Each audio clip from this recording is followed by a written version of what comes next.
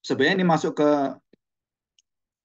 ilmu teologi ya semua ya. Nanti saya akan bagi, nanti coba didengarkan baik-baik, jadi bisa mengerti ini ya.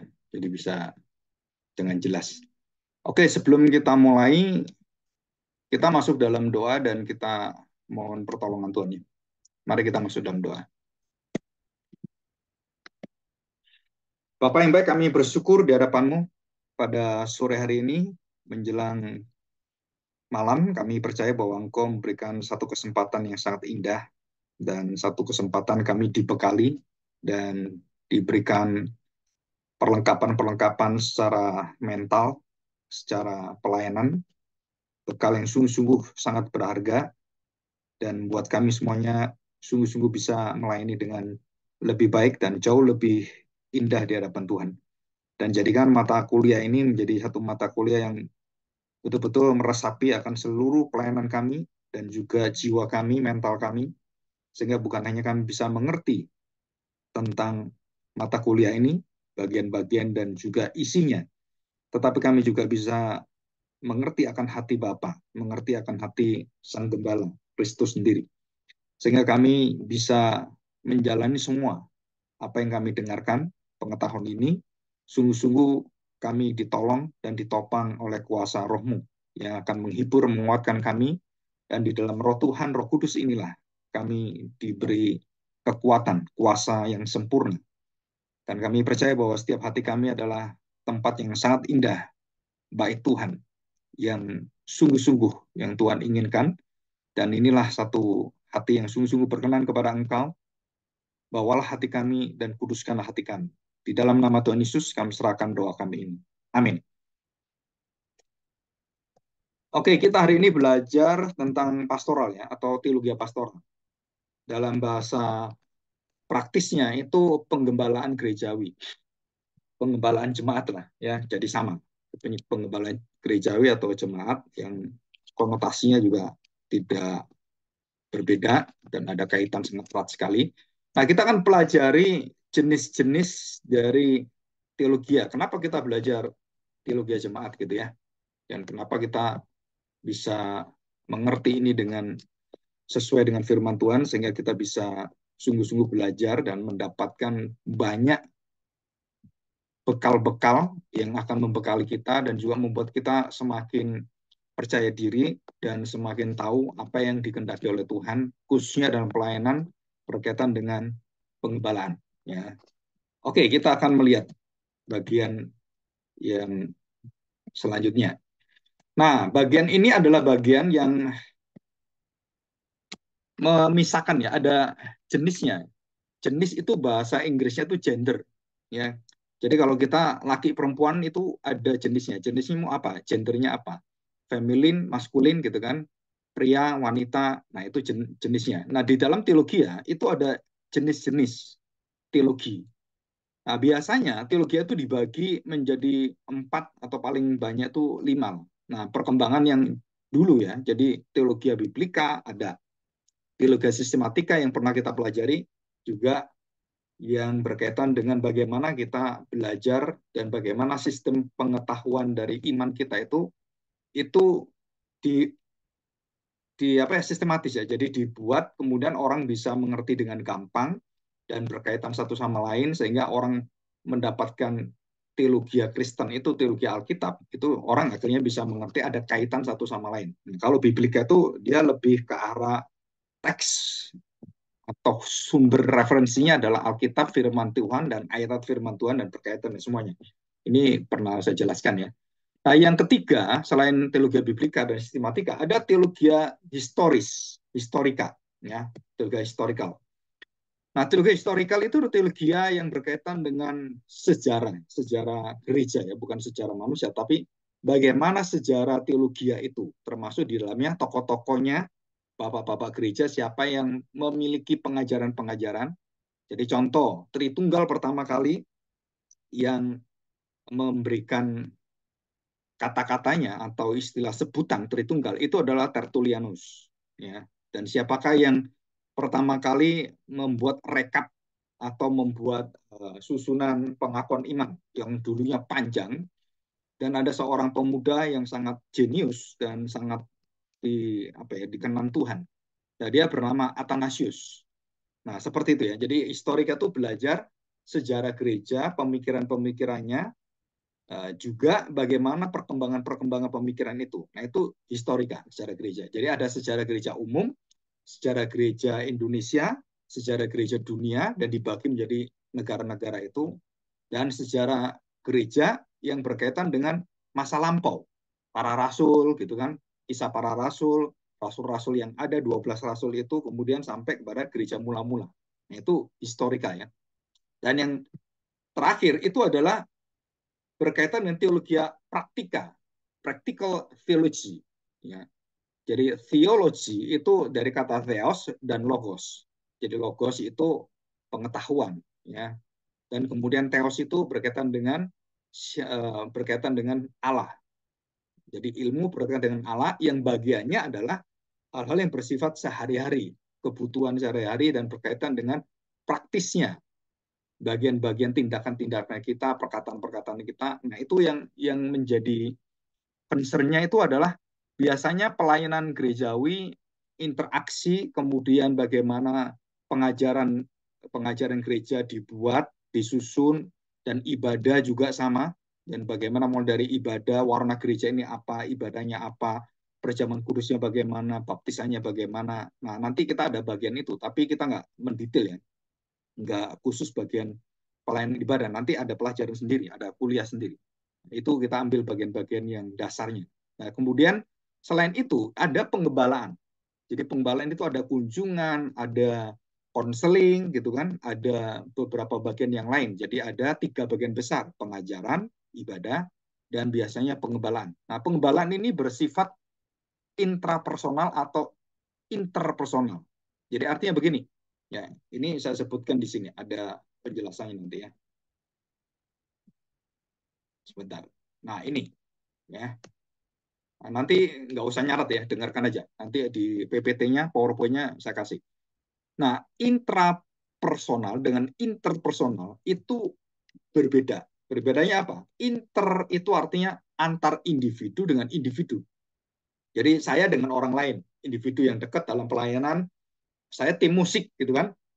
Nah, tim musik ada 5, ada 6. Nah, itu interpersonalnya antara saya dengan tim musik. Nah, interpersonal itu biasanya ada kelompoknya, ada bagiannya. Di gereja itu nggak mungkin satu orang ikut semua, nggak mungkin. Itu ada bagiannya. Nah, disebut sebagai interpersonal, hubungan antara satu dengan yang lain dalam pelayanan, dalam hubungan pelayanan bersama, dan juga berkaitan dengan komunitas yang ada, iman Kristen yang bersama-sama kita bangun. Nah, itu interpersonal. Dan bersifat juga intra. Nah, intra itu berbeda dengan inter. Internasional dengan intranasional. Apa artinya intrapersonal? Intrapersonal adalah hubungan diri kita dengan hati kita, perasaan kita, jiwa kita sendiri. Itu disebut sebagai hubungan dalam diri individu itu sendiri. Ini kenapa penting? Karena penggembalaan itu dia harus memiliki kekuatan pengharapan dan juga memiliki satu kedewasaan, kematangan. Jadi nggak mungkin kita mengajari orang kita sendiri mentalnya kurang bagus. Ya, jadi kalau semuanya orang yang mau jadi presiden gitu kan, dia masih anak-anak gitu, dan dipaksain jadi raja, masih umur belasan tahun jadi raja, seperti di China itu ada ya, pada abad awal 19 ada namanya Kaisar Puyi, ya, dia masih kecil, terus jadikan kaisar. Nah, terus siapa yang ngatur semuanya? Pasti bukan dia. Siapa yang ngatur? Itu mamanya, mama tirinya, yang punya kuasa ngatur negara, dan anak ini hanya sebagai tanda petik boneka. Nah, kita di dalam penggembalaan tidak diperbolehkan kita seperti boneka. Jadi contohnya, saya pendeta, terus ada penatua. Nah, saya disetir oleh para penatua, pemimpin gereja, dan juga pengurus gereja. Pak, harusnya gini-gini, gini-gini. Nah, kita tidak diperbolehkan seperti itu. Kenapa? Mereka boleh ngasih masukan, ya, insight kepada kita, nasihat pada kita, oke. Tapi penggembalaan itu adalah berkaitan dengan intrapersonal kita, diri kita sendiri, dan kemudian kita matang dan tahu sifat kita tahu self-examination, self-correction, So self-esteem, ini bahasa Inggris semua ya. Jadi menguji diri sendiri, mengerti diri sendiri, mengoreksi diri sendiri, atau menafsirkan menghargai diri sendiri. Itu namanya self-esteem. Dan banyak ya. Self-esteem, self macam-macam. Itu banyak bahasa Inggris bisa digandengkan dengan self. Self itu artinya diri sendiri. Jadi ini berkaitan dengan apa? Interpersonal berkaitan dengan orang lain. Kalau intrapersonal berkaitan dengan diri kita sendiri. Jadi bagaimana perasaan kita melihat orang seperti ini? Cocok enggak? Orang ini dengan seluruh sifat saya. Jadi waktu saya melihat, waduh, saya kayaknya harus meneliti diri saya. Saya kalau mengarahkan orang ini, saya bisa geseran, terjadi gesekan. Kenapa? Dia keras, saya keras. Maka saya harus bisa mengatur sikap saya, kemudian ucapan saya nggak boleh konfrontasi dan harus lebih merendahkan hati saya, merendahkan diri saya. Nah, itu intrapersonal. Ya, perasaan, pikiran, kemauan kita semua dan kita harus bisa mengatur, mengendalikan dan kita bisa mengarahkan hati kita. Nah, ini penting sekali ya. Nah, ini pengetahuan ini penting sekali. Ya, oke. Nanti kita akan ulang sedikit. Nah, sekarang kita masuk. Nah, yang kedua, karena istilah penggembalaan dari kata dasarnya adalah gembala, ya dari kata dasar gembala, maka penggembalaan itu selalu berkaitan dengan pola hidup jemaat dan gembalanya sendiri. Jadi kalau jemaat dikatakan sebagai domba-domba dan gembala itu adalah gembalanya, pemimpinnya yang mengarahkan domba-domba itu. Jadi jemaat itu domba-domba dan gembala itu yang mengatur, yang mengarahkan domba-domba ini. Nah, pekerjaan itu kalau kita tahu apa sih pekerjaan gembala, gembala sejati itu siapa? Ya, gembala sejati itu siapa? Nah, kita tahu bahwa apapun yang sudah dimengerti oleh pengertian kita, oleh pengetahuan kita, oleh kesadaran kita, ya, oleh hati kita dan perasaan kita, maka semua yang kita sudah tahu ini itu disebut sebagai teologia terapan. Ya, jadi praktika tadi itu lebih masuk lagi, lebih luas lagi dikatakan teologia terapan. Dalam bahasa Inggrisnya itu applied theology. Jadi applied theology. Jadi teologi yang diterapkan, teologi yang dilaksanakan, teologi yang diwujudkan, atau dalam bahasa yang kita tahu dimanifestasikan. Jadi supaya membumi gitu kan. Nah, ini masuk dalam teologi praktis itu sama dengan teologi terapan, itu harus dilakukan dan dipraktekkan dan kita juga harus mengukur diri kita sendiri. Intrapersonal tadi. Dengan interpersonal, nah kita harus tahu. Kita harus tahu sikap bagaimana saya membawa hidup saya, perasaan saya, pikiran saya untuk menghadapi orang ini. Kalau dia perempuan, dia laki, dia tua, dia muda, dia anak kecil, dia anak bayi, nah saya bersikapnya berbeda. Kalau dengan anak bayi, nggak mungkin saya ngajar seperti orang dewasa. Nggak mungkin. Kenapa? Saya harus bisa bahasa bayi. Saya berkata-kata seperti seorang bayi. Halo, nah seperti itu kan. Jadi bukan seperti ngajar. Siapa namamu? Nggak mungkin. Kenapa? Karena bayi itu berbeda serapannya, pengetahuannya, dan pemikirannya, pengertiannya sangat minim. Jadi kalau kita berbicara dengan bayi, kita harus menjadi seperti bayi. Kalau bicara kepada anak-anak, ya kita seperti anak-anak, mengerti dunia anak-anak, dan kita berbahasa yang tanda petik yang bisa diterima oleh anak-anak. Itu nanti kita akan ada di dalam teologi pengembalaan, khususnya dalam khotbah, ya, homiletik. Dalam pengembalaan, kemudian di dalam konseling, sharing semuanya. Nah, itu ada semua. Ya, nanti kita akan bersama-sama belajar. Kita akan memakai kasus-kasus ya. Jadi nanti ada tugas-tugas khusus. Saudara nanti saya beritahukan ini ada tugas saudara cari, baca bagian-bagian Alkitab dan kemudian saudara akan mendengarkan penjelasan. Nah, saudara kumpulkan. Nah, itu menjadi tugas nanti ya. Nanti saya ada semua tugasnya, saya beritahu semua. Nah, gembala sejati. Sekarang ditanya, siapakah gembala sejati? Saudara perhatikan, orang-orang berdosa, yang berdosa ya, bukan domba biasa, domba yang berdosa atau domba yang sesat, itu diidentikan dengan orang-orang yang jatuh dalam dosa, termasuk orang-orang percaya, jemaat. Jemaat itu adalah domba-domba yang digembalakan, domba-domba yang gampang tersesat. Nah, gembalanya siapa? Nah, ada satu pengertian yang penting sekali, apa itu? Bahwa gembala satu-satunya gembala di atas segala gembala, atau gembalanya sang gembala. Gembala di atas segala gembala, raja di atas segala raja, gembala di atas gembala, atau gembala yang agung, yang satu-satunya gembala. Dan tidak ada gembala yang sempurna. Itu adalah Tuhan Yesus. Jadi ngerti ya? Jadi saya ini menggembalakan, bukan saya gembalanya. Tapi saya memiliki penggembalaan.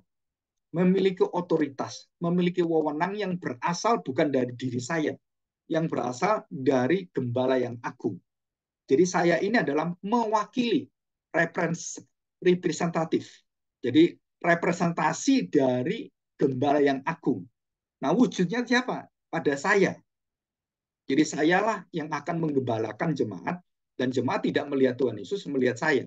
Jadi saya berjejak atau meneladani apa yang dikatakan, diucapkan, yang dikerjakan Tuhan Yesus, dan itulah menjadi penggembalaan saya. Keunikan penggembalaan orang Kristen atau orang-orang yang di dalam iman Kristen adalah mereka menggembalakan sesuai dengan seluruh karakter sifat gembala yang agung. Jadi tanpa gembala yang agung, kita nggak pernah tahu apa itu gembala, bagaimana menggembalakan, dan bagaimana saya bisa mengetahui tanggung jawab gembala itu apa.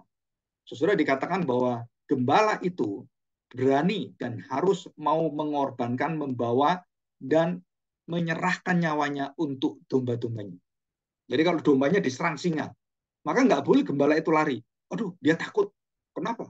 Wah, ini ada harimau, ada singa, ada serigala, ada ular. Terus kita lari gitu kan. Nah, itu bukan gembala. Karena gembala nggak boleh lari. Gembala harus melindungi domba-dombanya. Kita membawa domba-domba itu kemudian di tempat yang aman, dan kemudian kita tutupi, dan yang binatang-binatang buas ini, maka kita usir. Maka gembala itu biasanya membawa tongkat gala dan tongkat gembala. Tongkat gala itu bisa untuk gebuk, dan tongkat gembala untuk dirinya sendiri, untuk melindungi dirinya sendiri. Jadi ada dua macam tongkat sebenarnya ya. Jadi siapakah gembala sejati? Adalah Tuhan Yesus Kristus. Nanti kita pelajari di dalam Yohanes pasal 10. Coba kita buka Yohanes pasal 10. Yohanes pasal 10. Nah, nanti kalau sudah selesai pelajaran ini malam, Yohanes pasal 10 tolong dibaca. Ya, dibaca kata per kata, kalimat per kalimat, frasa per frasa, dan kemudian saudara mulai renungkan itu. Nah, saudara kemudian mulai mengerti apa sih maksud dari Tuhan Yesus mengatakan aku adalah gembala. Dan setiap perkataan Tuhan Yesus adalah firman yang kekal. Jadi bukan firman yang biasa, tapi firman yang kekal. Setiap perkataan Tuhan Yesus itu adalah firman. Tidak ada sesuatu yang sia-sia. Jadi kalau dia mengatakan Yohanes 10 ayat 1, dia berkata, aku berkata kepadamu, sesungguhnya siapa yang masuk ke dalam kandang domba dengan tidak melalui pintu, tetapi dengan memanjat tembok, ia adalah seorang pencuri dan seorang perampok. Jadi gembala ini dibuka dengan apa? Dia mengatakan bahwa ada yang datang tetapi tidak ikut aturan, tidak ikut akan seluruh ketentuan-ketentuan, norma-norma yang dikerjakan dan diberikan contoh oleh gembala ini, maka kita mengatakan bahwa orang yang memanjat tembok adalah seorang pencuri dan perampok. Untuk apa? Bukan menggembalakan domba-domba, tapi mau mengambil domba-domba dan mau memanfaatkan domba-domba, kemudian diambil dan mereka dibunuh, mereka diambil dagingnya, mereka diambil kulitnya, bulunya, gitu kan, diambil semuanya, dan kemudian mereka nggak bertanggung jawab apapun. Jadi nggak ada perasaan, oh kasihan ya, kenapa harus dibunuh? Nah, nggak ada. Nah, itu adalah dikatakan pencuri. Yang datang tidak ikut apa yang dikatakan Tuhan Yesus, aturan-aturan itu, maka itu bukan gembala. Dan banyak sekali di dalam gereja, gembala itu banyak gembala yang upahan, gembala yang palsu, gembala yang maunya sendiri, dan gembala yang minta dilayani oleh jemaat, bukan melayani jemaat. Ya, gembala yang menjadi raja, gembala yang maunya sendiri. Nah, itu banyak. Di dalam suratan Paulus itu akan kita bertemu dengan macam orang-orang seperti ini. Dikatakan ayat kedua ya, Yohanes 10 ayat yang kedua. Tetapi siapa yang masuk melalui pintu, ia adalah gembala domba. Nah, perhatikan ya. Kita tahu bahwa kalau memanjat pagar, kalau masuk tanpa melalui pintu, melalui manapun Pokoknya bukan pintu, itu gembala upahan, gembala pencuri, gembala palsu. Dan itu bukan gembala, itu adalah pencuri dan perampok. Jadi banyak gembala-gembala, pendeta-pendeta itu jadi perampok semua. Kenapa? Karena memanfaati jemaatnya aja. Mendapatkan uangnya, mendapatkan perpuluhannya, mendapatkan keahliannya, kita cuman diperalat doang. Dan dia menjadi orang yang sangat kaya, sangat betul-betul orang yang super mewah gitu kan. Tapi jemaatnya nggak pernah diperhatikan. Nah itu bukan, itu pencuri dan itu perampok. Ya, jangan pernah menjadi gembala seperti ini. Dan itu hukumannya berat. Hukumannya berat. Dan hukuman itu bukan hukuman biasa. Dan jauh lebih berat. Karena guru, gembala, pengajar jemaat itu lebih berat dituntut. Jadi kalau salah, hukumannya jauh lebih berat. Ya dikatakan di sini, tetapi siapa yang masuk melalui pintu, ia adalah gembala. Yang tidak melalui pintu, dia bukan gembala. Pencuri, perampok, gembala palsu. Nah, ayat ketiga, untuk dia penjaga membuka pintu. Perhatikan ya, untuk dia penjaga, maka ada penjaga di situ. Bukan gembala, ada penjaganya. Maka begitu tahu gembala, penjaga-penjaga ini mengerti siapa gembalanya, mengenal siapa gembalanya, dan dia tahu persis gembalanya, mulai dari wajahnya, mukanya, suaranya, apa yang dia pakai, dan identitasnya tahu jelas. Jadi di identitasnya itu apa sebenarnya? Dideteksinya apa? Dan kita tahu ini gembala atau bukan. Nah, tadi kan pintu, betul kan? Yang pertama adalah pintu. Kalau di luar pintu, selain pintu, nah itu bukan gembala. Itu pencuri, perampok. Tapi kalau dia masuk pintu, maka di pintu ada penjaganya. Dan penjaga ini mengenal gembala-gembala ini. Ya, gembala itu dikenal oleh penjaga pintu ini. Untuk dia, penjaga membuka pintu dan domba-domba mendengarkan suaranya. Dan ia memanggil domba-dombanya masing-masing menurut namanya dan menuntunnya keluar. Ya, coba kita teliti ya. Jadi nanti kalau sudah selesai malam ini, terus baca lagi santai-santai gitu kan, sudah mulai merenungkan, apakah saya ini layak enggak menjadi gembala? Layak enggak saya memimpin menjadi hamba Tuhan? Dan sebenarnya kalau kita mengenal akan panggilan kita, semua orang dipanggil untuk menjadi pemberita Injil secara sadar atau enggak sadar. Saudara, kita semua menjadi gembala.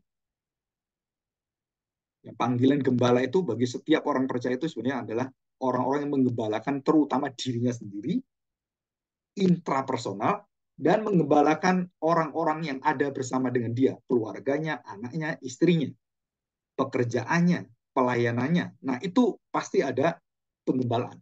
Atau dalam bahasa sehari-hari dan bahasa teologis adalah pastoral atau pastor.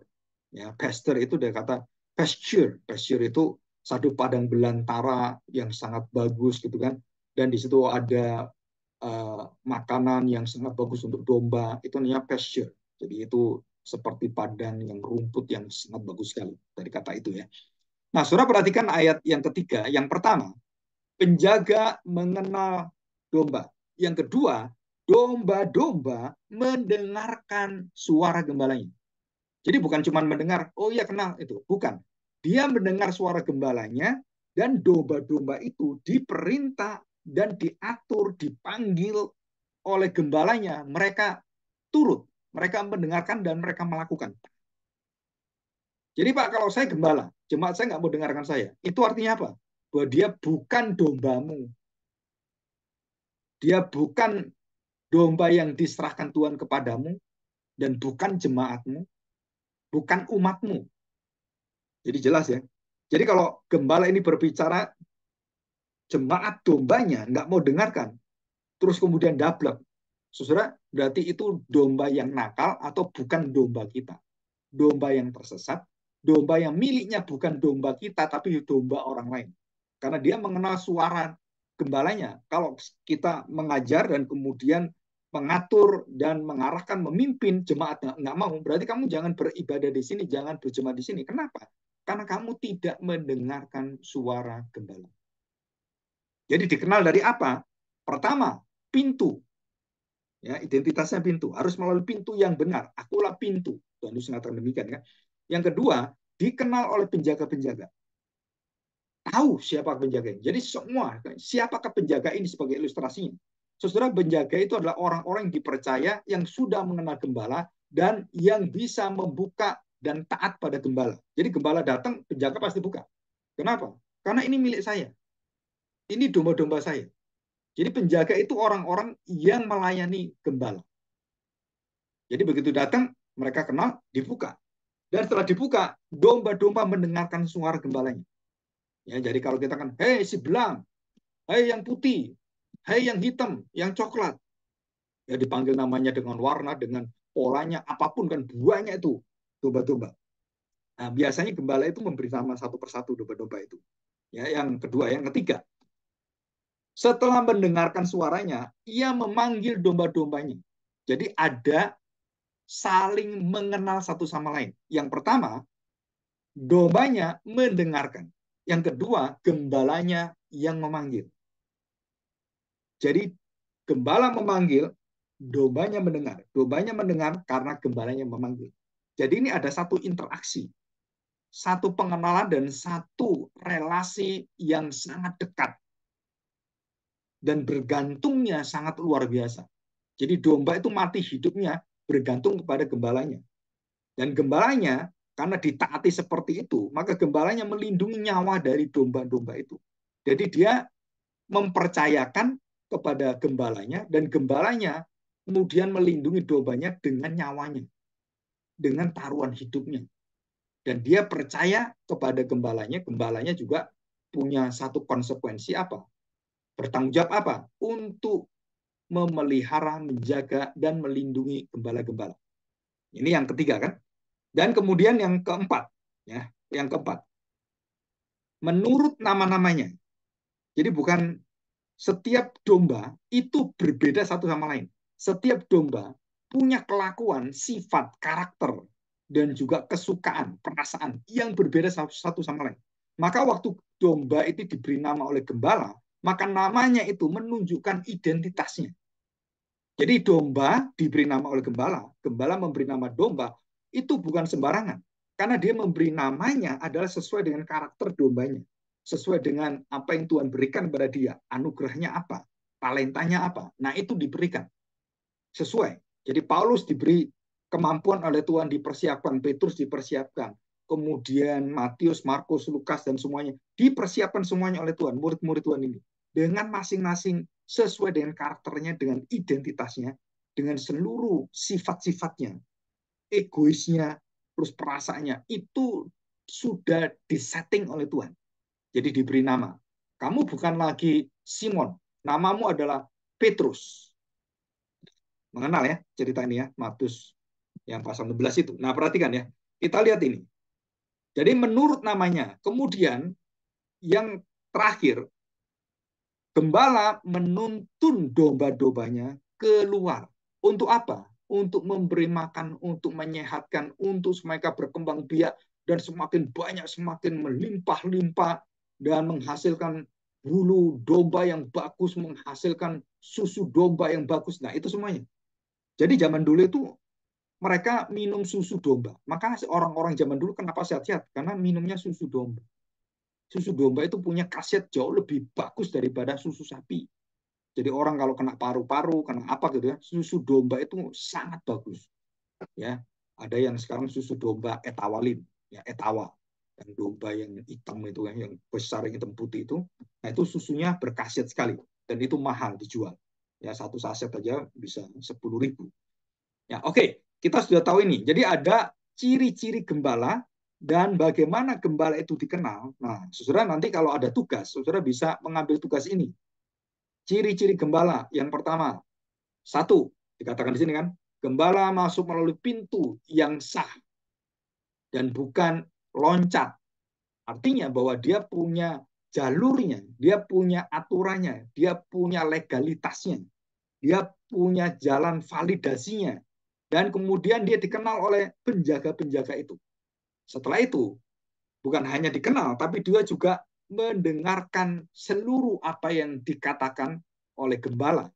domba-dombanya mendengarkan. Dan kemudian gembala memanggil mereka dan menuntun mereka keluar ke padang rumput supaya mereka hidup, berkembang, dewasa, dan beranak cucu, dan diberkati oleh Tuhan. Nah, ini supaya kita tahu jelas. Nah, sekarang kita akan masuk. Mengapa Tuhan Yesus tidak memakai akulah petani, gitu kan? Akulah supir, pengemudi, gitu. Kenapa Tuhan Yesus katakan akulah gembala? Dan tidak pernah dikatakan yang lain. Walaupun kita bisa mengatakan bahwa Yesus adalah pengemudi hidupku, ya, supirku. Nah, bisa kan? Tapi rasanya kita tuh mendengarkan Yesus kok supirmu? Memang kamu itu membayari Tuhan Yesus gitu. Padahal memang Tuhan Yesus yang menyupiri kita secara hidup kita, mengarahkan kemana kita, betul kan? Tapi istilah supir itu bagi kita itu rancu dan ambigu. Kenapa ambigu? Karena ada yang tidak bagus, negatif konotasinya. Supir, supir truk gitu kan. Jadi kalau yang mengendalikan, yang mengarahkan bisa, tapi kalau udah masuk ke supir dan pekerjaan itu kemudian kita lihat sekarang ini kayaknya kurang bagus ya. Nah, kita juga sama. Kalau kita melihat bahwa akulah gembala agung, sesudah kalau kita menjadi orang-orang yang di masa hidup dan juga pekerjaan, gembala-gembala itu adalah gembala-gembala yang orang miskin seperti zaman Tuhan Yesus. Waktu Natal kan, para gembala di padang Efrata gitu kan. Kemudian para gembala ini adalah gembala-gembala yang bukan terhormat. Gembala-gembala ini adalah gembala yang sangat dihina, ya, termasuk tidak boleh bersaksi di pengadilan.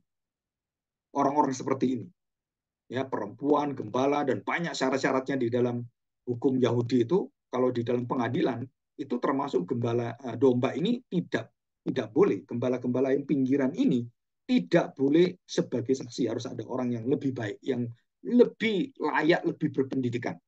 Jadi mereka dianggap itu orang pinggiran, orang yang tidak berpendidikan. Nah, di sini kita akan melihat kenapa Tuhan mengatakan bahwa aku adalah gembala yang agung. Akulah gembala yang baik. Ya, gembala yang baik. Nah, saudara perhatikan bahwa kalimat Tuhan Yesus waktu mengatakan demikian, kita tahu bahwa dia sedang menyatakan identitas sebagai seseorang yang melindungi, mengayomi, dan juga memelihara, mengendalikan, dan memberi makan, dan menjamin domba-domba itu adalah gembala. Jadi ini kita lihat bahwa ada gambaran tentang gembala yang negatif. Secara kultural, secara tradisi, secara masyarakat ada gembala-gembala yang negatif. Atau di beberapa negara Afrika atau negara-negara yang lain, gembala itu dianggap sebagai orang-orang yang berhala, ya, dalam kontekstual misi kontekstual. Dan ada beberapa bagian di dunia ini yang melihat gembala itu anti gembala. Nah, kita kalau belajar dan kemudian mengabarkan Injil di tempat-tempat seperti ini, dan kita mengatakan Tuhan Yesus adalah gembala yang baik, nah, mereka agak sulit. Sulit kenapa? Karena mereka melihat, gembala itu pinggiran, tidak berpendidikan. Nah, masa Tuhan saya gembala? Nah, seperti itu. Jadi, kenapa Tuhan memakai satu identitas gembala? Bukan tidak ada kaitannya, saudara. Tidak ada runtutannya. Ada sejarahnya. Ada kaitannya. Nah, kita lihat ini kaitannya. Ya. Yang pertama, waktu Tuhan Yesus mengatakan akulah gembala yang agung, itu bukan menunjukkan pekerjaan gembala yang pinggiran, bukan. Dia sedang memberitahukan identitas dirinya yang adalah gembala, itu adalah Allah sendiri. Jadi jelas ya, akulah Allah Israel, akulah gembalamu, aku yang akan memberikan kamu makan di padang belantara, aku memelihara hidupmu, akulah gembala yang baik. Gitu kan? Akulah gembala. Nah, waktu Tuhan Yesus mengatakan aku adalah gembala yang baik, orang Israel itu tahu tentang aku adalah aku, Yahweh, aku adalah aku. Saudara, itu menunjukkan satu identitas yang dikatakan oleh Allah melalui Musa. Tuhan, kalau orang-orang tanya, namamu siapa? Siapa kamu? Identitasmu apa? Maka Musa bertanya kepada Tuhan, dijawab oleh Tuhan. Aku adalah aku. I am that I am. Aku adalah aku. Jadi kalau kita lihat jelas sekali kan. Jadi waktu Tuhan katakan aku adalah gembala yang baik. Aku adalah aku. Aku adalah aku. Akulah gembala yang baik yang adalah aku yang di dalam perjanjian lama. Yang ketemu Musa, akulah dia. Yang ketemu Yakub, akulah dia. Yang ketemu Yosua, akulah dia. Yang ketemu Abraham, akulah dia. Aku adalah aku. Saudara, jadi kita semua sekarang akhirnya mengenal bahwa pusat dan seluruh daripada fokus kita di dalam pastoral, penggembalaan, atau pelayanan penggembalaan, saudara, itu tidak ada pribadi lain kecuali Tuhan Yesus. Yaitu Allah sendiri, Allahmu lah gembalamu. Jadi tidak ada satu orang pun yang menggantikan kedudukan gembala Allah ini. Allah adalah gembala kita. Jadi kita semuanya, oh ini Pak gembala sidang gitu kan, gembala jemaat, gembala gereja. Saudara, itu adalah mewakili gembala yang agung. Dia sendiri adalah bukan gembala yang agung. Dia dididik supaya dia menjalankan apa yang dikehendaki gembala yang agung. Saya punya jemaat, saya gembala sidang, gembala jemaat. Jadi saya bukan Tuhan Yesus, saya bukan gembala yang agung. Saya mengerti gembala agung dan saya waktu mengarahkan gereja berkhotbah, saya berkhotbah tentang apa? Tentang gembala yang agung. Apa hatinya? Apa maunya? Apa perasaannya? Apa keinginannya? Apa kehendaknya? Saya sampaikan. Saya mewakili Allah dan kemudian dari domba-domba jemaat, saya mewakili jemaat dan saya mewakili Allah karena saya imam, saya gembala gitu kan. Nah, waktu saya menjadi gembala, maka saya menyampaikannya kepada umat apa yang dikehendaki gembala. Dan waktu saya mendengarkan mereka, maka kita langsung tahu bahwa kita juga domba. Kita juga jemaat. Kita bukan gembala yang agung. Kita berfungsi sebagai gembala, tapi kita sendiri, jati diri kita adalah domba. Jadi, perhatikan baik-baik. Gembala yang adalah domba, Yesus juga sama. Dia juga disebut domba anak Allah. Betul kan? Dan dia adalah gembala. Kita juga sama. Kita ada domba, bukan anak Allah. Kita domba yang sesat. Dan sekarang saya domba yang sesat yang sudah diberitahu oleh Tuhan dan dimenangkan, dilahirbarukan, dan dibuat menjadi orang-orang yang mendapatkan satu tugas kepemimpinan dan menjadi mewakili gembala yang agung. Dan saya disebut sebagai gembala. Ya, jadi gembala saya adalah bukan asli milik saya, bukan orisinil dari saya. Penggembalaan saya adalah berasal dari Tuhan Yesus. Sumber daripada seluruh penggembalaan adalah gembala yang agung, Yesus sendiri. Ya, jadi ini yang pertama. Jadi kenapa Tuhan Yesus mengatakan dia adalah gembala yang agung? Karena dia ingin memberitahukan kepada jemaat Israel dan kepada orang-orang Yahudi, orang-orang Israel, dia adalah Allah sendiri. Dalam perjanjian lama, akulah yang akan mengumpulkan engkau. Engkau adalah umatku, engkau adalah domba-dombaku, gitu kan? Jadi waktu Tuhan Yesus katakan aku adalah gembala dan kamu domba-domba, Tuhan Yesus sedang mengatakan akulah I am that I am. I am the shepherd. The shepherd itu artinya gembala bahasa Inggrisnya. Jadi I am the shepherd, bukan yang lain gembala palsu, bukan. Akulah gembala, bukan gembala-gembala yang kamu lihat. Akulah gembala yang agung itu, Yahweh. Nah, di sini kita mengerti. Jadi seluruh pelayanan penggembalaan kita itu berotoritas, bersumber, berasal, diutus oleh siapa? Oleh wewenang kekuatan gembala yang berasal dari surga. Siapa dia? Yahweh. Dan siapakah Yahweh itu? Ya, Tuhan Yesus sendiri. Yahweh itu mempunyai 3 pribadi, Bapa, Anak, dan Roh Kudus. Jadi jelas ya di sini ya. Nah, kita akan melihat sekarang. Kapan ke Alkitab menjelaskan tentang konsep gembala ini? Ya, kapan itu? Saudara, yang pertama, waktu manusia jatuh dalam dosa, kemudian Tuhan memberikan kepada mereka untuk menutupi dosanya dan untuk supaya manusia tidak dibinasakan oleh Tuhan karena dosanya, karena ditolak oleh Tuhan. Maka Tuhan memberikan baju dari kulit binatang dan dikasihkan pada Adam dan Hawa. Dipakaikan oleh Tuhan dan mereka tidak memakai sendiri. Mereka tidak membuat baju kain itu sendiri, tapi yang membuat adalah Tuhan sendiri. Jadi Tuhan waktu itu mengambil domba, mengambil binatang, mengambil apapun itu ya, yang kemudian kulitnya dikasih kepada Adam dan Hawa. Jadi binatangnya itu enggak tahu itu apa. Tapi kulit yang berkulit, jadi bisa domba, bisa sapi. Kalau sapi nggak mungkin. Jadi yang bisa dipakai oleh hampir sepanjang sejarah manusia di padang belantara itu bulu domba.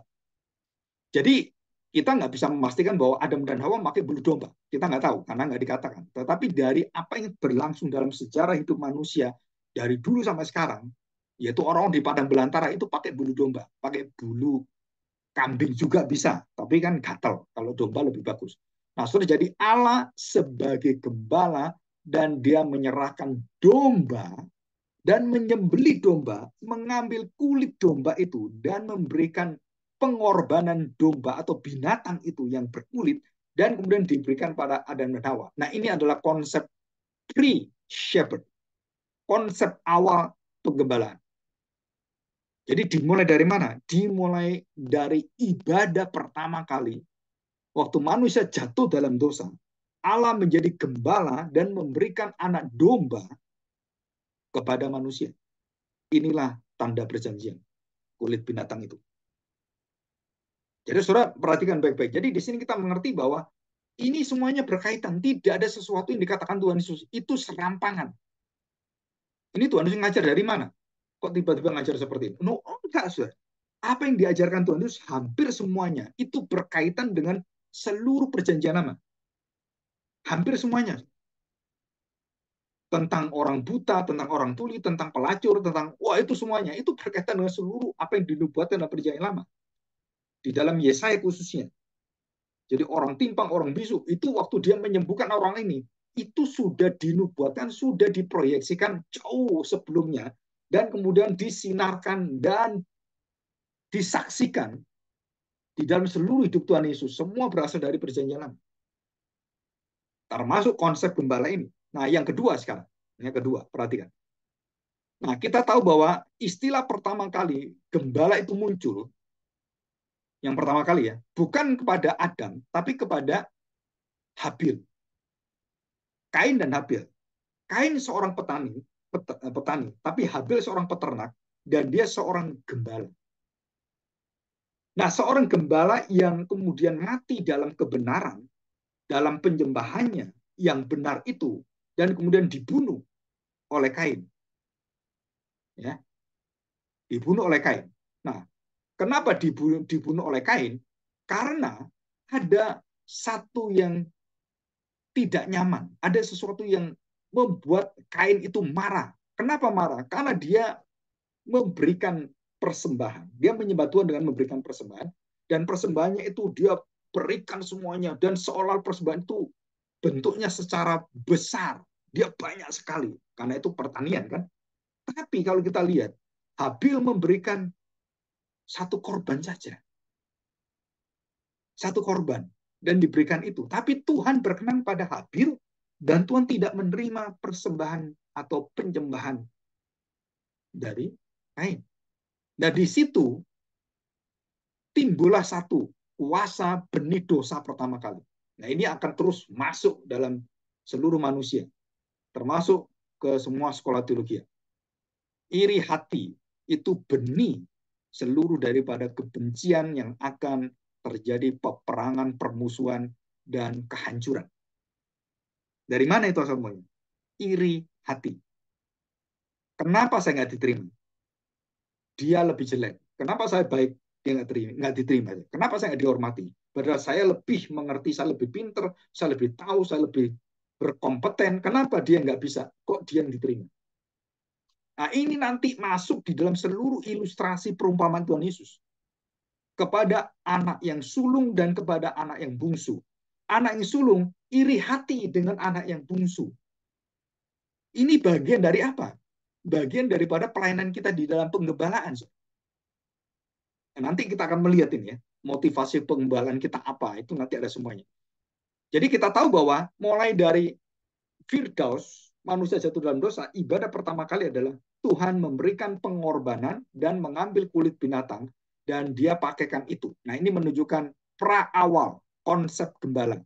Karena Tuhan sendiri yang kerjakan. Dan kemudian dalam Kain dan Habil, ada gembala yang dibunuh. Dia adalah gembala yang benar. Mewakili karakter Kristus, Habil ini. Jadi dia mati karena dia orang benar. Dia mati. Dibunuh oleh siapa? Oleh orang yang iri hati, dibunuh di sana. Jadi Tuhan Yesus juga sama. Waktu dibunuh di kayu salib, itu seluruh ceritanya, arusnya sama dengan waktu Kain dan Habil. Kain membunuh Habil. Hati orang Farisi, ahli Taurat, sangat benci dengan Tuhan Yesus. Kenapa? Mereka iri. Kenapa Tuhan Yesus diikuti orang seperti ini? Wah, mereka jadi cemburu. Cemburu yang buta, cemburu yang bawa ke neraka. Dan mereka kemudian mendendam dan merancang untuk menangkap, membunuh Tuhan Yesus. Ini hampir sama. Ini semua di dalam apa? Di dalam seluruh penggembalaan.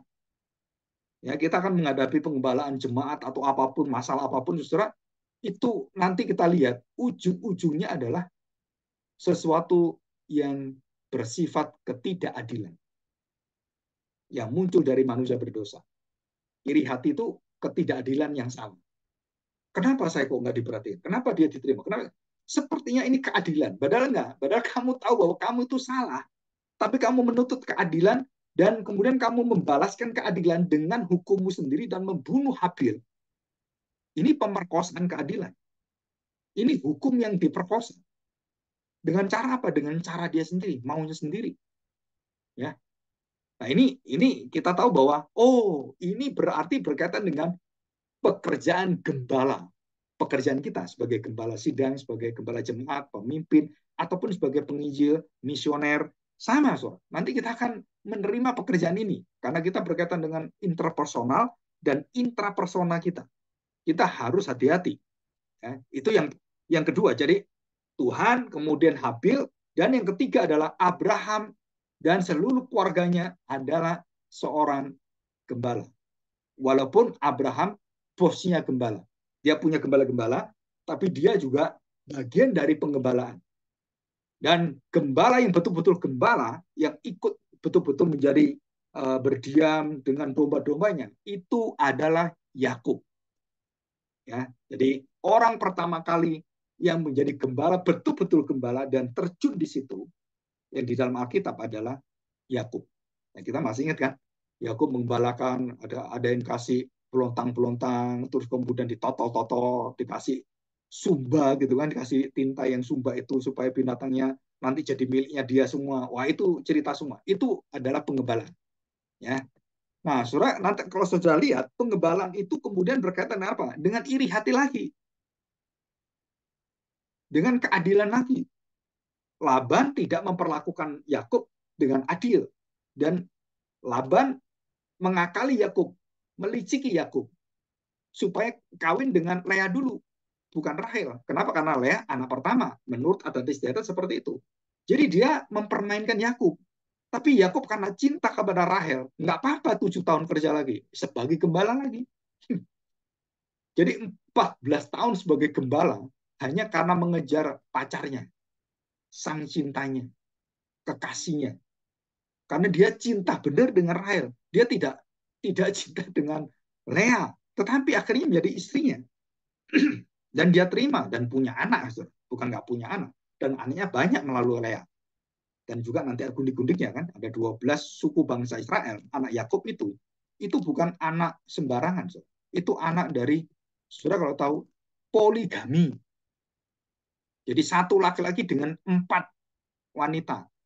Jadi Yakub itu, saudara, contoh bapak poligami Kristen. Pak, kok nggak dilarang oleh Tuhan? Nah, saudara, itu adalah kebudayaan. Tetapi sekarang sudah tidak diperbolehkan. Jadi jangan sekali-sekali saudara meniru Yakub, kemudian punya istri 4. Kan Alkitab dia, Pak. Apalagi saya gembala juga.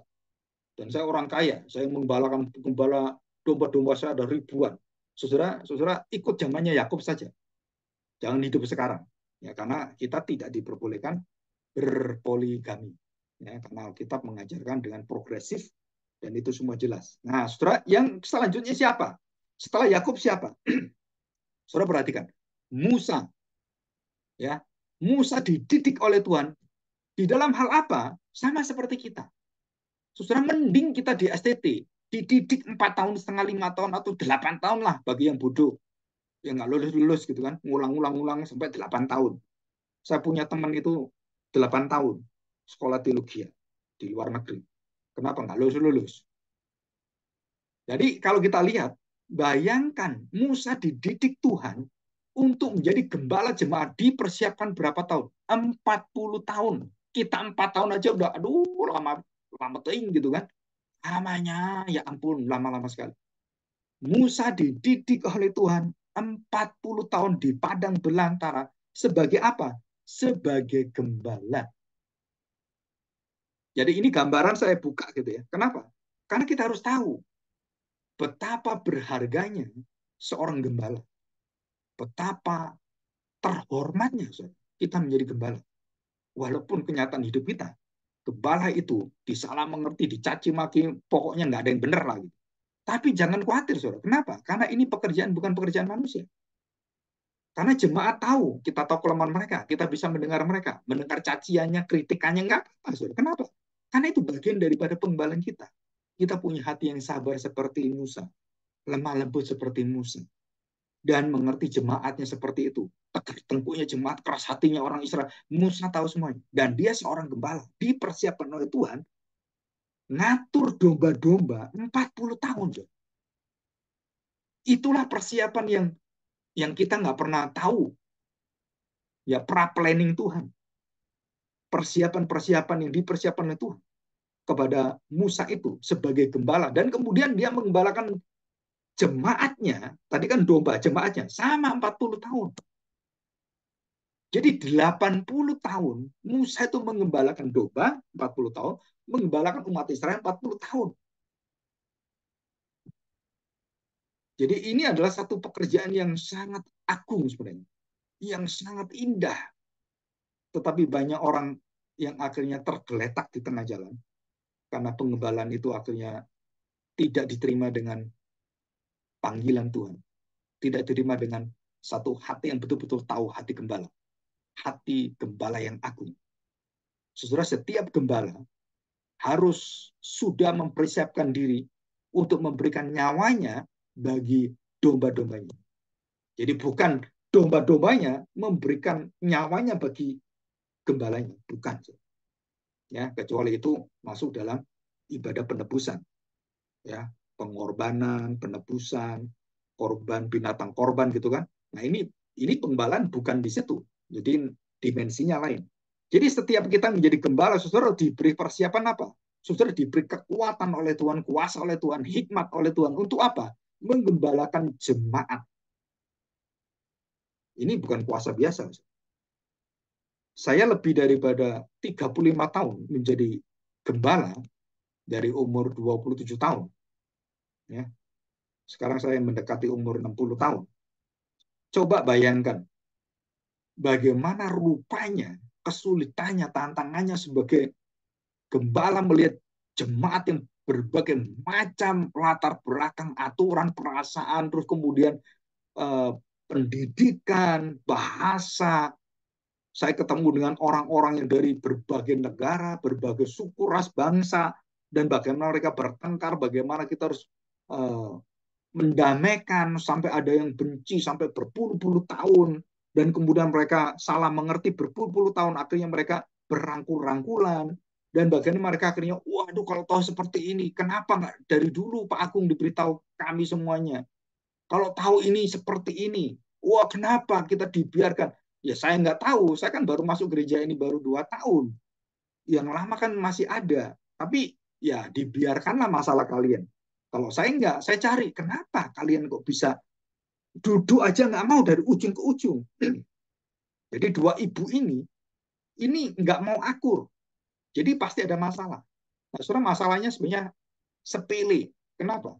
Karena anaknya ibu yang satu ini itu batal kawin dengan anak ibu yang ini. Ini laki, ini perempuan kan, anaknya kan. Akhirnya batal, dia malu karena dibatalkan kawin dengan orang lain. Oh, itu terbawa sampai terus. Padahal anaknya sudah kawin, sudah punya cucu dan lain-lain.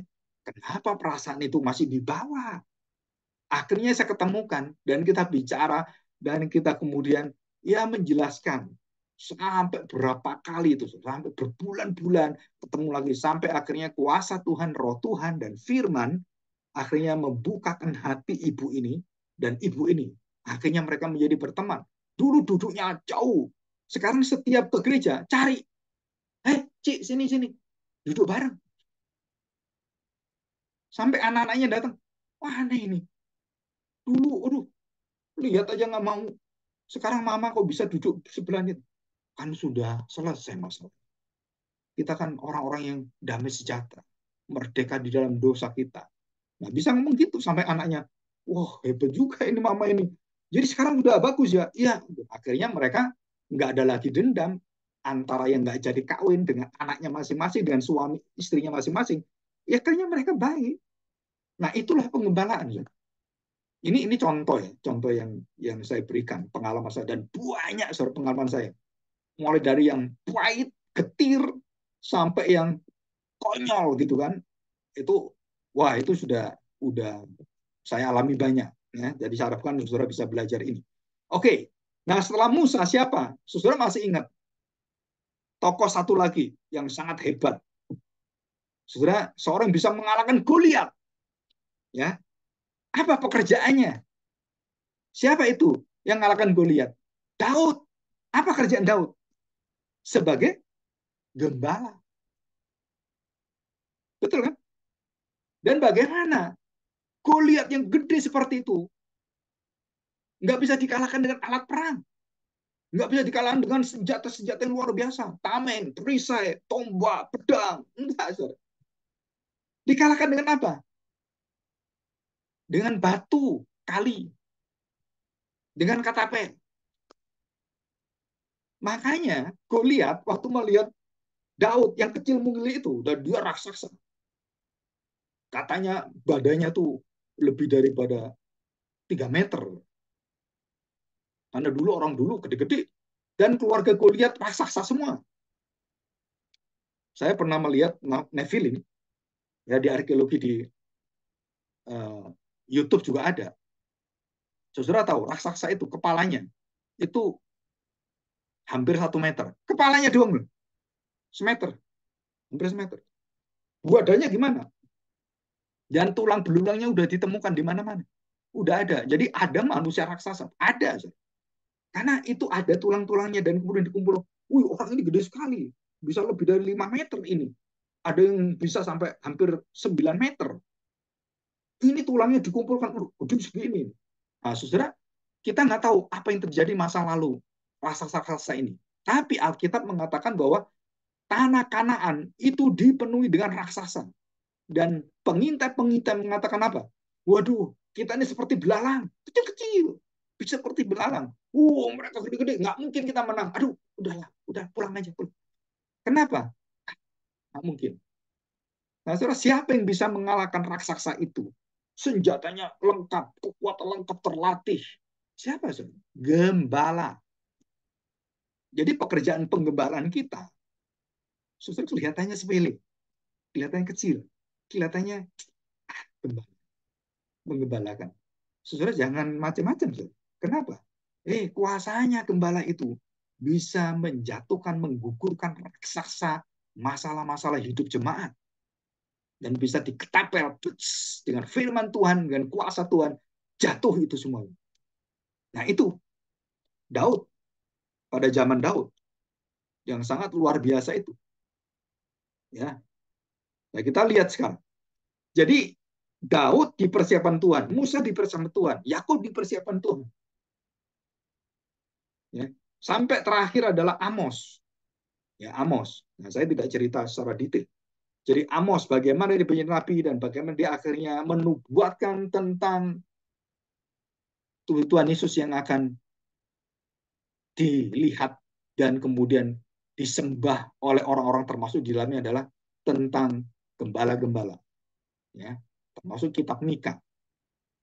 Ya, itu ada semuanya. Nah, saudara kita melihat di sini bahwa berarti waktu Tuhan mengatakan aku adalah gembala, dan kita semua tahu bahwa gembala adalah satu kata yang membentuk penggembalaan. pelayanan penggembalaan, pelayanan kepemimpinan jemaat, pelayanan pastoral gereja, pelayanan daripada seluruh tubuh Kristus. Saudara, saudara tidak bisa memakai referensi peteladanan di luar Kristus, di luar rasul-rasul, di luar Alkitab. Jadi kita harus belajar melalui firman Tuhan, melalui sumber kebenaran, yang betul-betul memberitahu kita, ini sumber yang nggak habis-habisnya untuk penggembalaan. Contohnya aja, peristiwanya aja, bagaimana orang-orang itu diselesaikan, bagaimana masalah pastoral diselesaikan, itu ada semua di dalam Alkitab.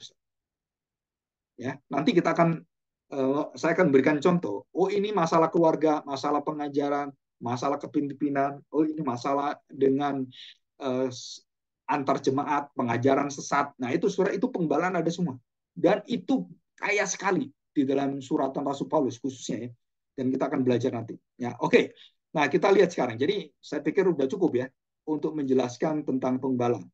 Nah, Saudara, nah di dalam Perjanjian Baru, surat penggembalaan itu dibedakan dari surat yang lain ya, surat penggembalaan. Jadi ada suratnya Petrus, ada suratnya Rasul Paulus, dan ada suratnya Yudas, ada Yakobus, dan ada Ibrani, dan yang lain-lainnya.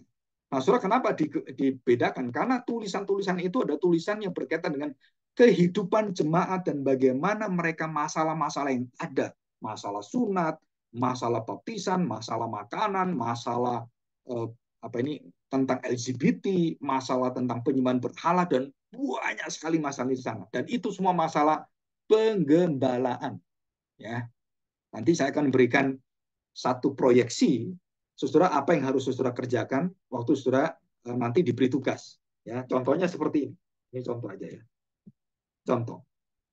Nah, saudara, ini contoh ya. Nah, ini.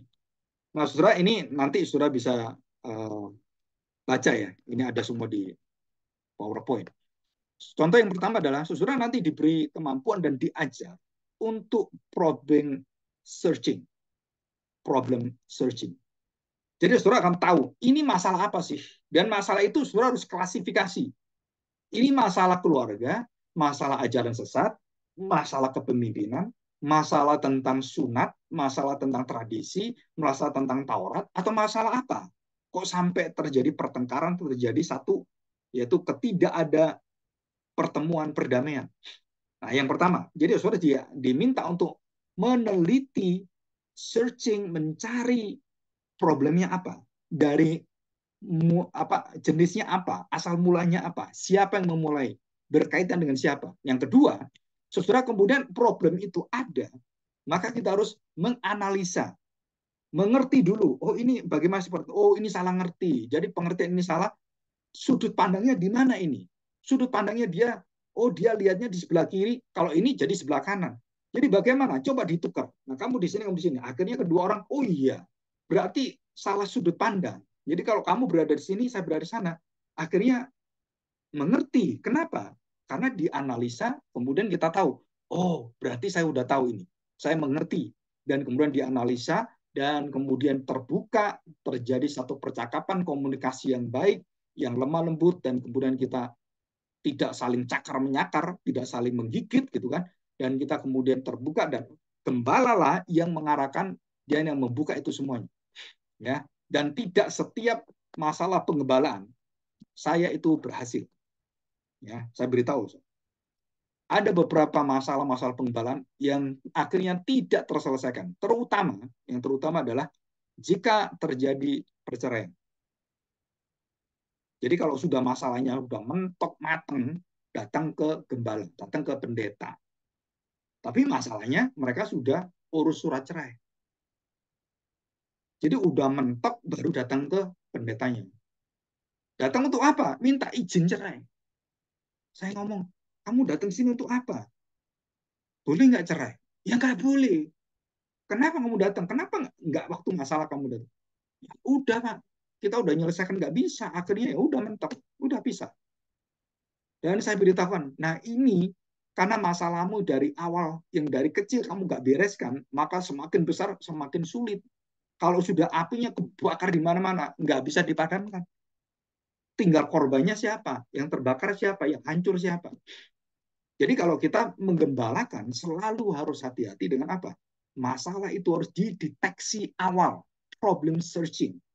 Dan kalau itu sudah diketahui, cepat-cepat untuk apa? Diselesaikan, dicari, dimengerti, terus kemudian dilihat dari segala sudut perspektifnya, bagaimana perasaan orang, dan kita mendengar yang kiri dan kanan, dan kita tidak artinya memihak siapapun. Jadi kita tidak boleh pilih kasih. Kita harus tentukan suara Tuhan, firman Tuhan, penggembalaan adalah dari Tuhan. Jadi kalau kita katakan kamu salah selingkuh, salah. Jangan ya ya saya ngerti lah. Ya masih diperbolehkan. Nggak boleh, saudara. Kenapa? Selingkuh itu dosa. Katakan dosa. Nggak boleh saudara menurunkan kadar dosa waktu penggembalaan. Saudara nggak bisa. Kenapa nggak bisa? Karena standarnya adalah Alkitab. Kekudusannya adalah Alkitab. Kebenaran Alkitab. Dan seluruh apa yang norma-norma Alkitab surgawi itu. Saudara, itu yang kita pegang. Nah, baru kita sampaikan dengan lemah lembut. Baru kita sampaikan dengan pengertian sehingga dia bisa menerima. Nah, itu teknik kita ya. Cara kita untuk berkomunikasi dengan baik. Ya, kalau perlu dimarahi, dimarahi. Kalau dia salah, ya harus diberitahu salah. Nggak boleh kita yang salah dibenarkan, akhirnya dilembutkan, dan kemudian ditoleransi, dikompromikan. Saudara nggak bisa. Ya, itu ada tekniknya sendiri. Nanti kita akan, kalau sempat, bisa belajar ini.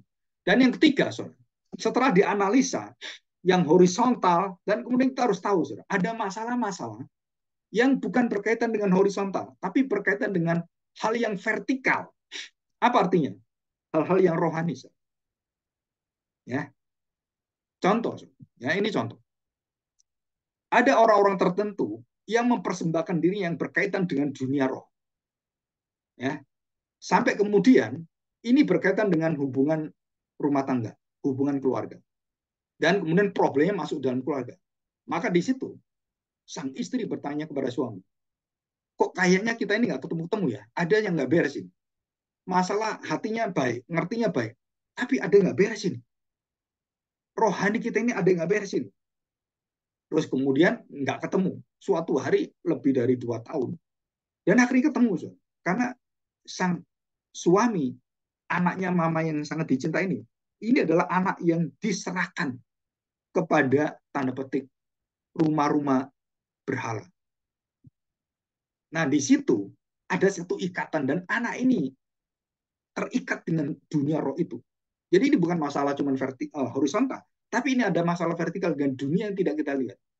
Nah, saudara, ini beda-beda. Kenapa? Pengembalaan. Nah, kita harus tahu ini. Tapi kita diberi kuasa oleh Tuhan. Ya, jadi menganalisis seperti itu.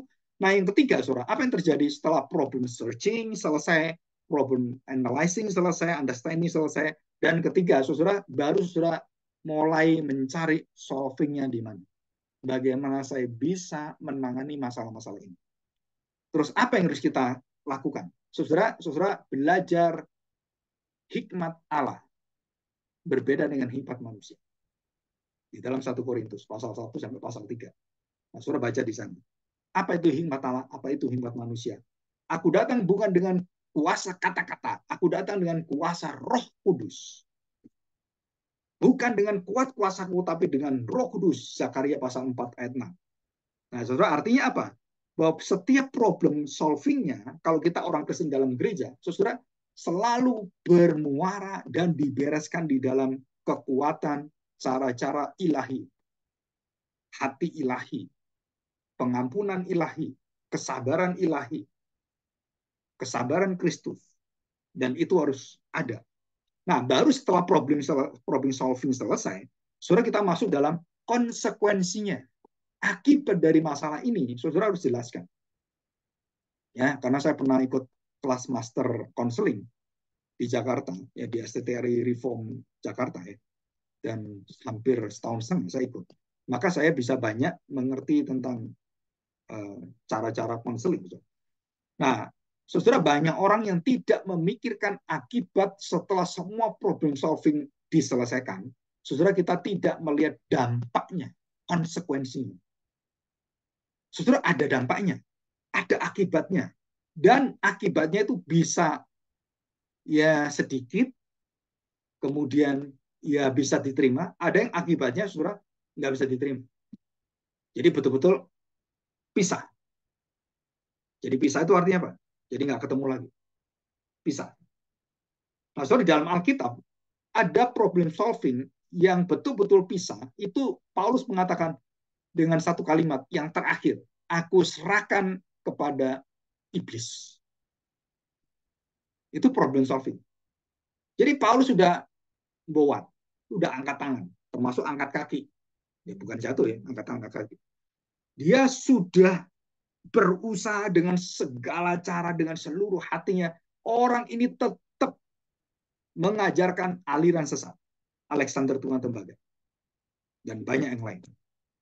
Saudara, maka Paulus akhirnya berdoa dan mengajar jemaat supaya mereka berdoa dan menyerahkan itu kepada Tuhan.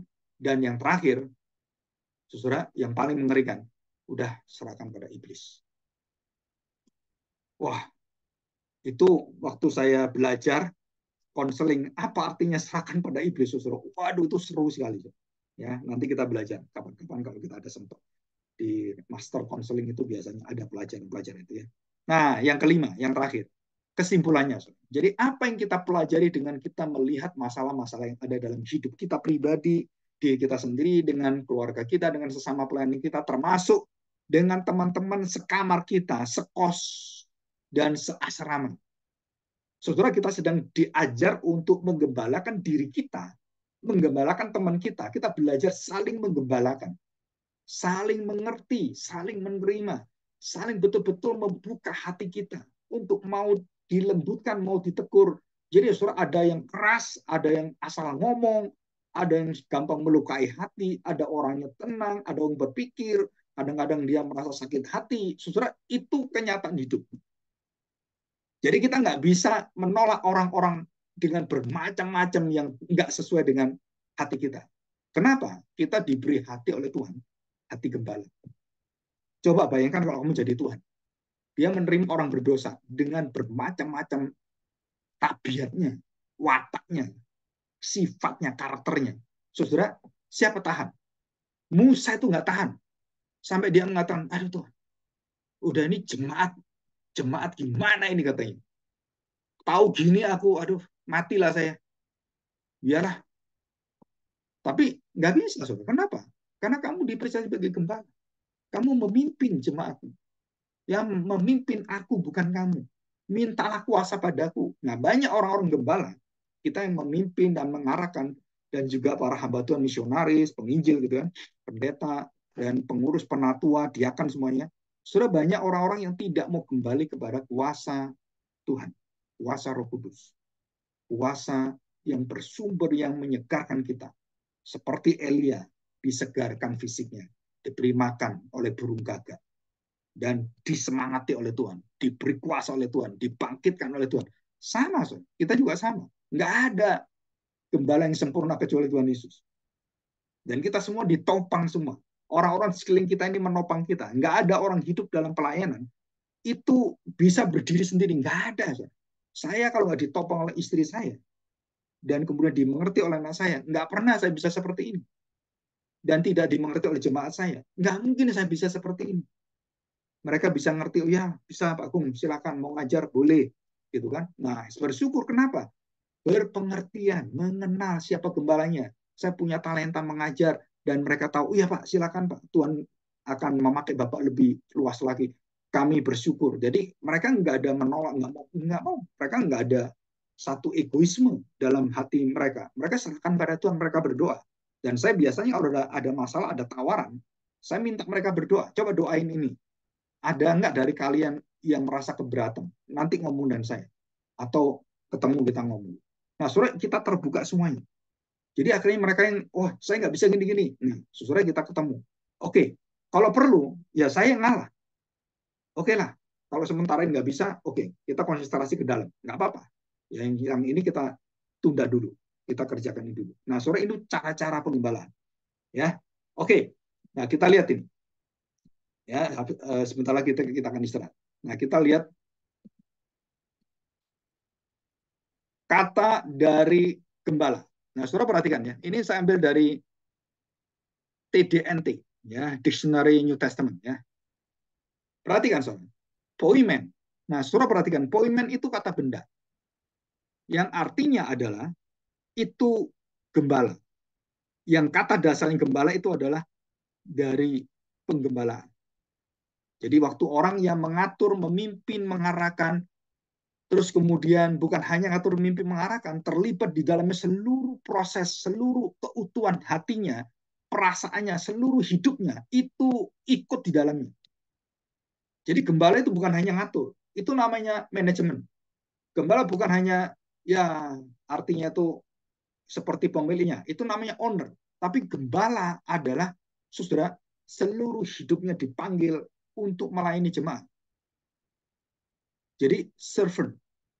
Gembala itu hatinya sebagai pelayan. Kalau bahasa kasarnya itu budak daripada Allah. Dan dia harus melakukan apa yang Tuhan inginkan.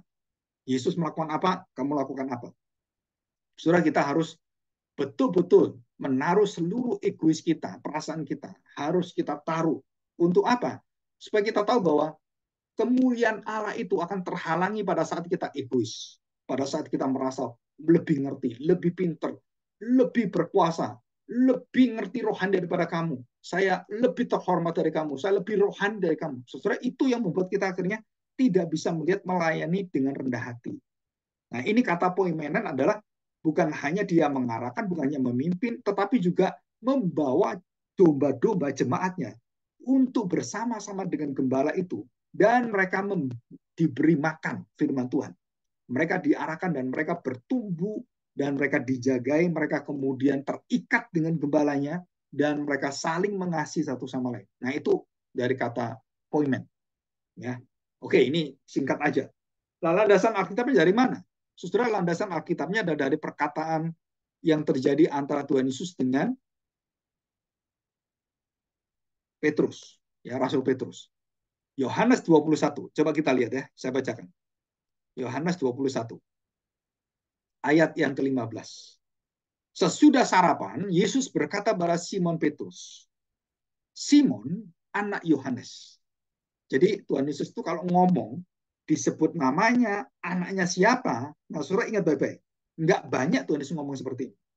Kebanyakan kepada Petrus. Dia sebut nama Petrus seringkali juga namanya yang lama, anaknya siapa, dan kamu adalah Petrus.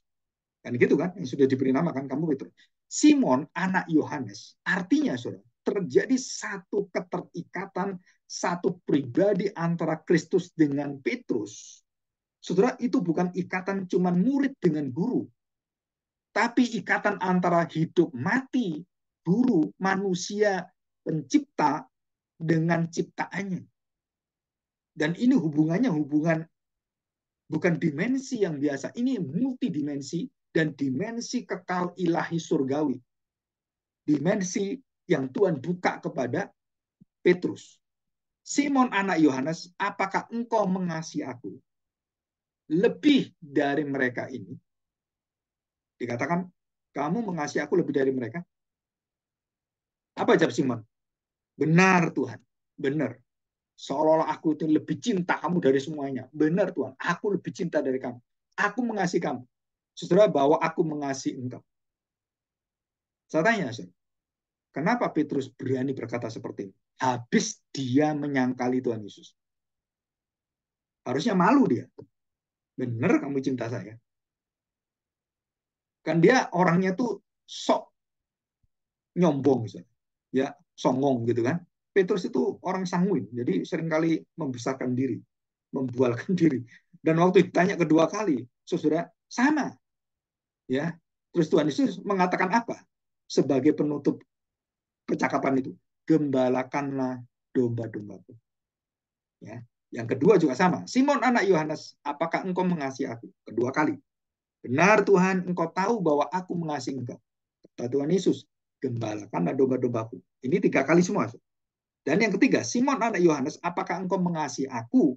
Maka sedih hati. Dan Petrus sadar betul apa maksud Tuhan tanya. Tuhan bertanya seperti itu maksudnya. Saudara, dikatakan, maka sedih hati Petrus. Karena Yesus berkata untuk ketiga kalinya, apakah engkau mengasihi aku?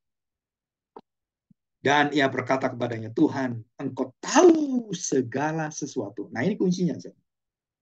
Ini kunci hubungan penggembalaan dengan dombanya.